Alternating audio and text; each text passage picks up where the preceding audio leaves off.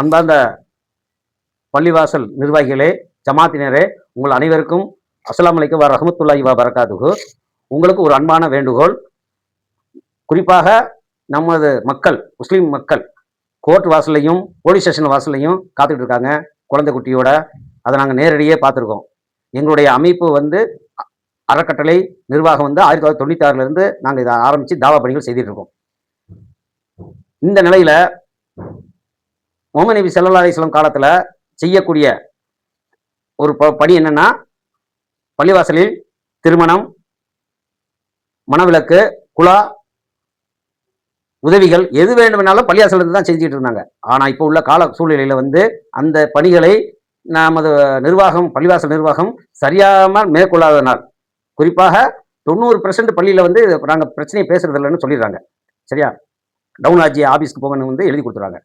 ஆனால் ரசூலுல்லாஹ் காலத்தில் அந்த பணிகளை நம்ம செய்யாமல் விட்டதன் காரணமாக நம்மளுடைய இளைஞர்கள் வழி தவறி போகிறாங்க.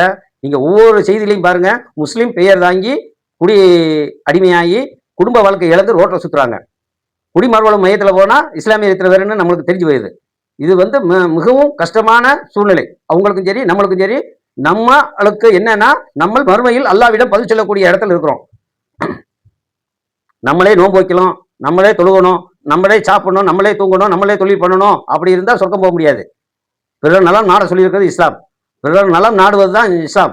அந்த அடிப்படையில் அன்பார்ந்த ஜமாத்தினர்களே, உங்கள் ஏரியாவில் ஒரு 4 பள்ளி இருக்குன்னா, ஒரு பள்ளி பெரிய பள்ளியில் இருந்து நம்மளை தொடர்பு கொண்டீங்கன்னா, உங்களுக்கு இஸ்லாமிய சமரச குடும்ப தீர்வு மையம் அரசு பதிவுடன் எப்படி செய்யறதுங்கிறது உங்களுக்கு நாங்கள் இலவசமாகவே அதை நாங்கள் தயார் பண்ணி கொடுத்துருவோம்.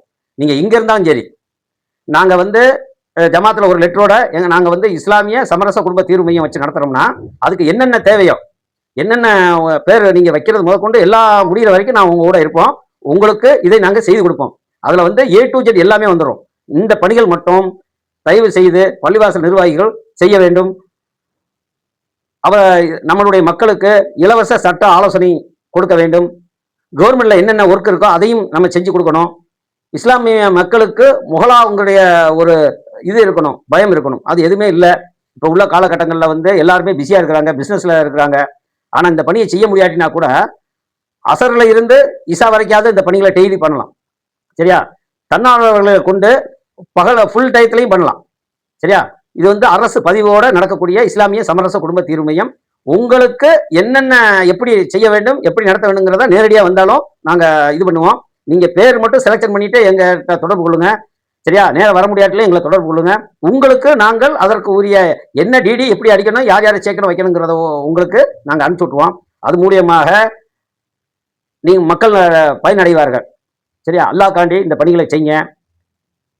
பிரச்சனையை பேசக்கூடியவர்கள் பெருந்தன்மையாக ஈக்குவலாக நின்று பேசினா பிரச்சனை ஈஸியாக முடிஞ்சிடும்.